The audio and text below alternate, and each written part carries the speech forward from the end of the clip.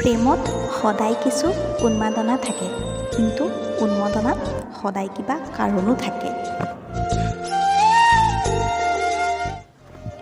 প্ৰেম হৈছে এনে এক পৰিস্থিতি য'ত আন এজন ব্যক্তিৰ সুখ আপোনাৰ বাবে অপৰিহাৰ্য। তোমাক কিমান ভাল পাওঁ সেয়া ভাষাৰে বুজাব নোৱাৰোঁ, কেৱল তুমি মাথো মোৰ হোৱা সেয়াই বিচাৰোঁ।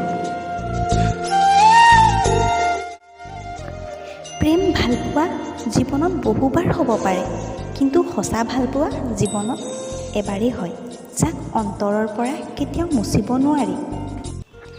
মোৰ সুখী জীৱনৰ প্ৰতিটো কাৰণ, প্ৰতিটো আশা, প্ৰতিটো সপোন মাথো তুমি। ধুনুৰ লিখনি শুনিবলৈ এই পেজটো ছাবস্ক্ৰাইব কৰক। ভিডিঅ'টো যদি ভাল লাগিলে like, comment, share and subscribe কৰিবলৈ নাপাহৰিব।